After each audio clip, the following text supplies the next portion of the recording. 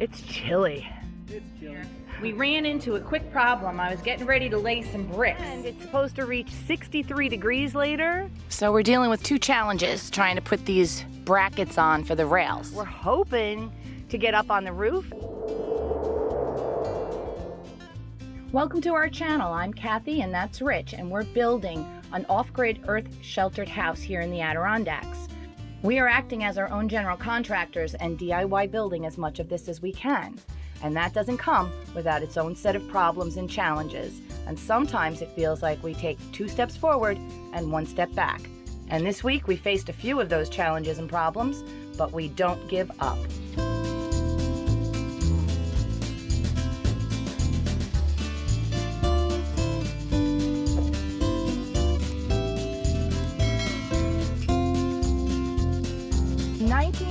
To the first rail. Okay, that's the first rail. Yep. Nothing there, right? No. Is that it? Yeah, that's it. Let's go. They got this built, which is great. And you could see the purlins in there. What we didn't figure out was where the rails are going to be. And unfortunately, we just measured exactly where the rails have to go. And not a single rail lands on where the purlins are, which means we have to create some sort of a spacer to go between the metal roof and the rafter. We also discovered that that expensive solar system we bought did not come with the hardware. So we have to go buy 40 galvanized 4-inch long heavy-duty screws to go through this metal to hold all these rails on. And we have to buy 40 little self-tapping screws. This is going to be their first time seeing it, ever. Hello. Hi. Wow. Looks amazing. So different in person, right? Yeah. I got your first reaction. Amazing. To catch a rafter on here, we need to have another purlin underneath the metal roof so we have something solid to screw to. So you can see our rail is going to be here. I made a mark. We're going to carry these marks all the way across, and I bought some more pieces of 1x that we could actually put right in place and bolt them in so we could fill this gap. I'm hoping that I could fish these in right underneath. That would be good.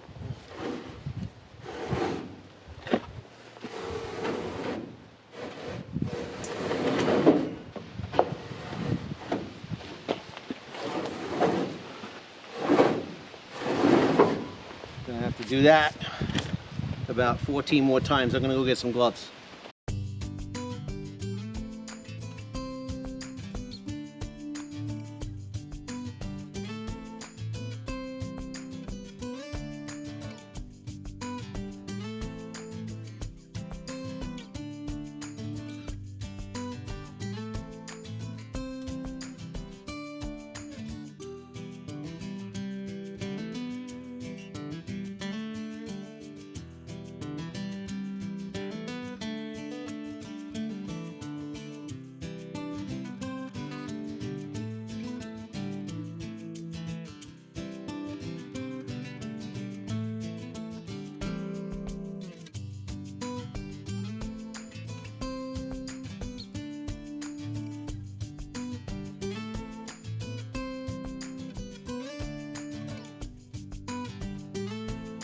All right, today we're going to start and mount these rails on this solar panel lean-to roof. So I got everything I need here.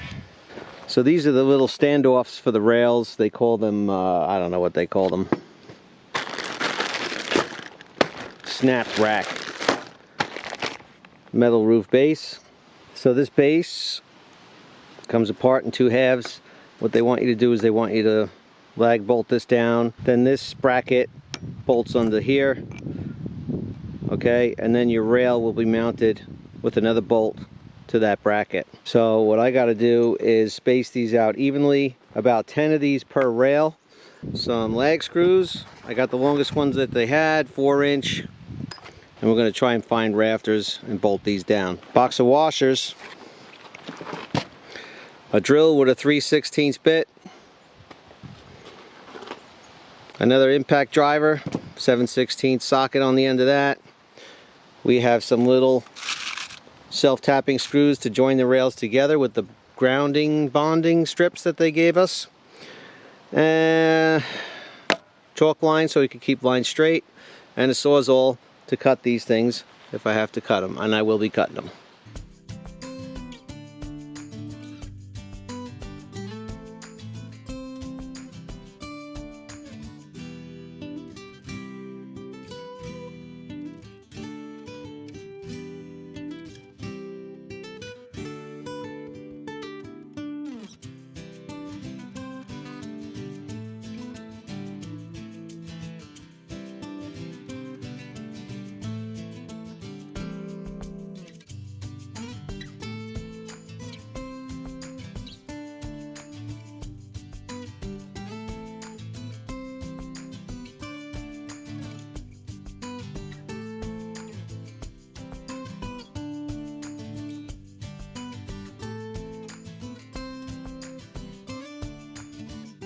Wow, another super successful day on the homestead.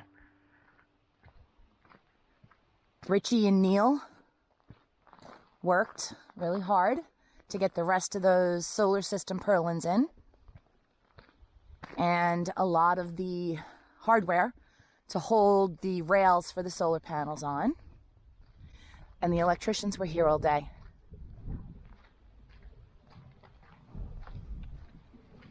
Our house is almost done being wired. All we're missing is the utility room, and that's just like the washer dryer. Nothing crazy. He'll be back again next week. But there's all the hardware they got on there for the solar panels. Tomorrow they'll finish that. And the electricians got all exterior lights and outlets ready to go. Here, and I got one on the front. The inside is done. As soon as they finish, we'll get our electrical inspection. And wow, it's so much nicer in here than it is outside. It's so cold right now. The fridge is wired in. We got a wire for the dishwasher. Yeah, we're good to go. We're just waiting on the stairs. And I'm gonna start bricking the fireplace soon, hopefully. We ran into a quick problem. I was getting ready to lay some bricks. And it works out, for the most part, pretty good. Except for that one little spot. We need like an extra inch and a half. So I think what we're gonna do is we're gonna pull down the backer board on both sides and just add in 3/4 of an inch or 1/2 an inch on each side and put the backer board back on. And that should eat up that little extra space and we should be okay. I mean, it's not structural, it's just for looks. And I've never done brickwork before, and I honestly don't want to have to cut 1,000,000 bricks into pieces. I want to just make the most of what we have. So Rich went to see what we could do about making that difference up. This is like 5/8.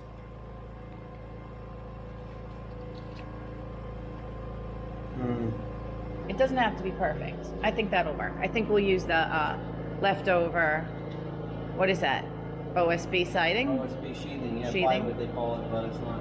All right, I think that'll work. We'll make it work. We're gonna not buying anything. We're just gonna use what we have.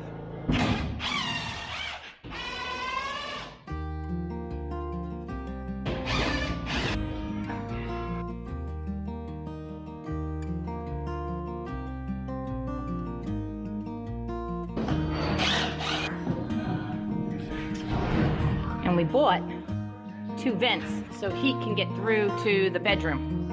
But I'm not going to worry about that until I get to that point.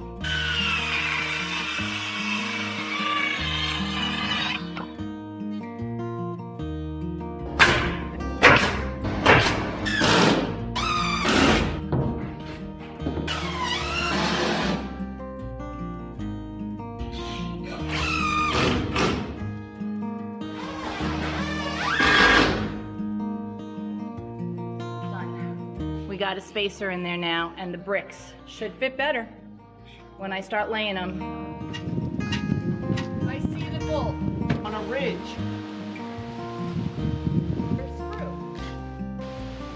It is a blustery, blustery full day right now here. So we're dealing with two challenges trying to put these brackets on for the rails. The first challenge is the purlins. You want to put a rail through a purlin and into a rafter. You don't want to do it where there's a gap like this. And everywhere we needed to put it, there was a gap. The second problem we're running into is these little ridge bumps. The problem with the ridge bumps is that sometimes they're literally right over the purlin on the rafter where we want to put the screw in. The snap and rack, whatever these things are called. Yeah, those things need to be on a flat surface. They need to be flat. Right. They can't be like this. Exactly. So anywhere that there is one of these on top of a rafter, we can't install them there. They recommend that you do not put all these brackets in exactly the same locations for every row of rails. They want you to distribute the weight and like scatter it around a little bit. So that's what we're trying to do. So what we really tried to do is we tried to put at least one on a post with a rafter, because that's where it's really strong, and then we're scattering the rest of them. And unfortunately, there were a few spots where the rails just could not be installed. So we had to also go and buy some bolts. Some bolts with nut and washer on the backside. So we have to be careful with the bolts because they do snap and they're not as strong, and it only goes into a purlin instead of into a rafter. And we don't want to use many of those. But again, we're just trying to spread the weight out, not evenly. We just want to kind of make it a little random now. The rails are iron ridge. These pieces that go onto the metal, these metal bases, are from snap and rack. So they really, I don't know, it was hard for us to find and figure it all out, but we made it work.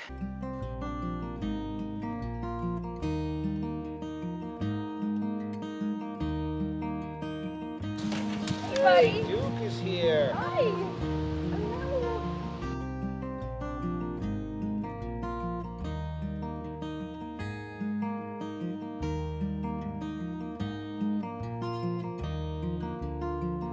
Good morning. It was 35 degrees today, so I'm in the dome. Richie got some heat on for me, and I'm getting ready to try my hand at some bricklaying.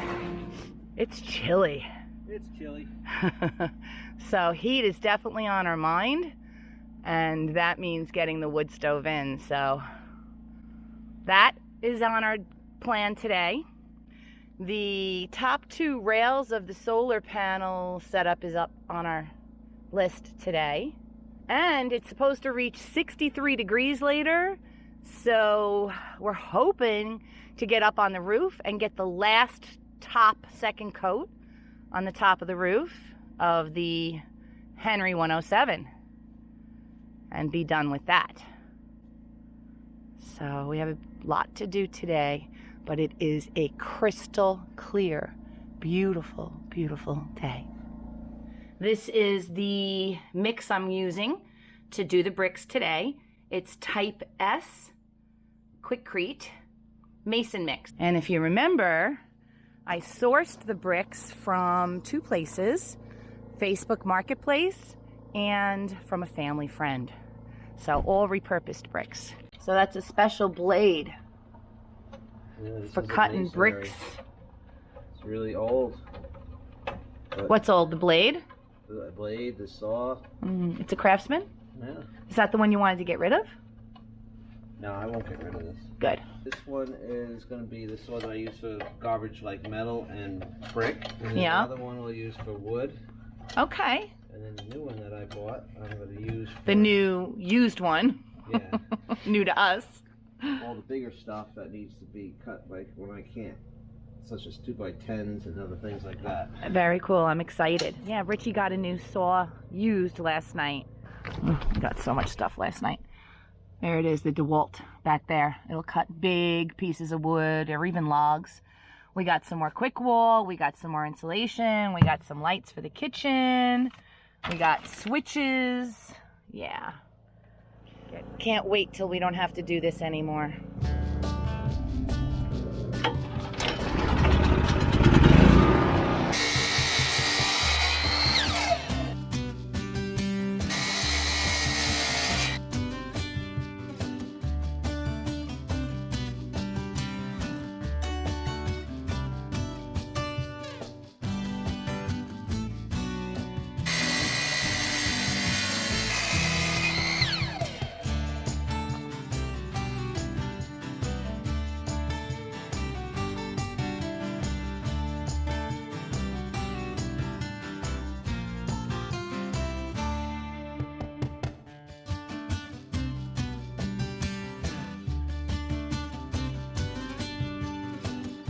So we did good with the setup of the solar panel. Not quite noon yet. And you can see the shadow's off a little bit. As it goes up and over, the shadow will move to the other side. At noon, it should be spot on. All right. Well, I feel like you're gonna definitely use this. That looks good. Yeah, it's still dry on the bottom. Go on.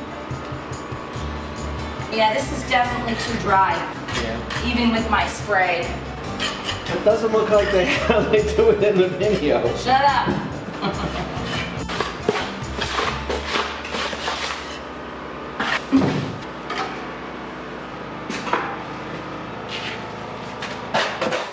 That's where I got with one 80-pound bag of cement.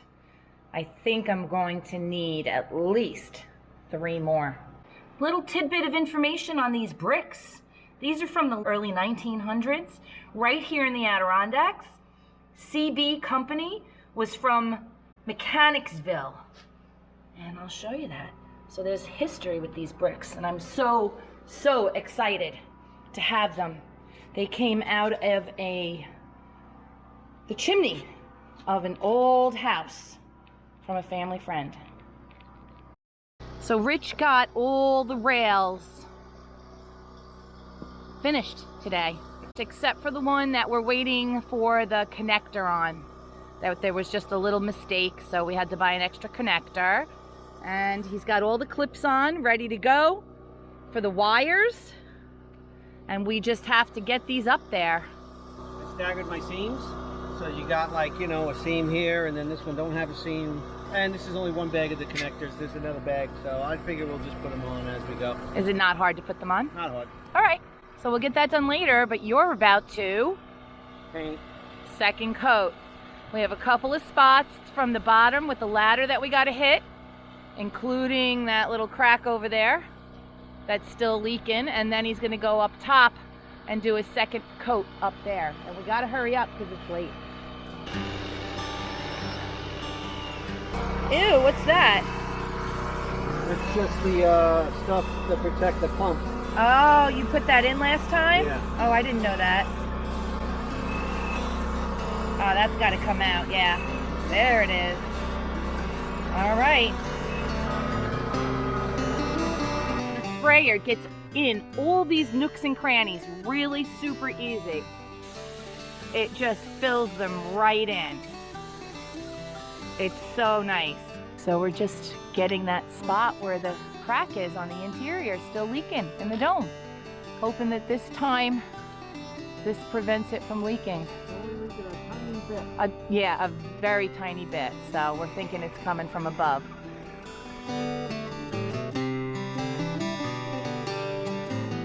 So in the end, we may have faced a few challenges, and sometimes it feels like we take 2 steps forward and 1 step back, but we always find a way to get it done. Oh, and by the way, there are absolutely no more leaks in the dome. We are completely 100% waterproof and ready to face the winter. Thanks so much for joining us, and we'll see you on the next video.